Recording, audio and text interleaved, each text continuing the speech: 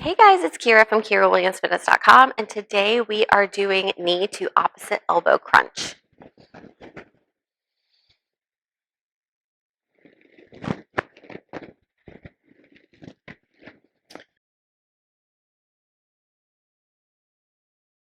When we do these, we are going to start with one leg straight and the other bent.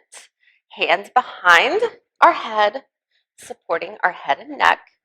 We are going to bring that straight leg up and then the opposite elbow towards that knee.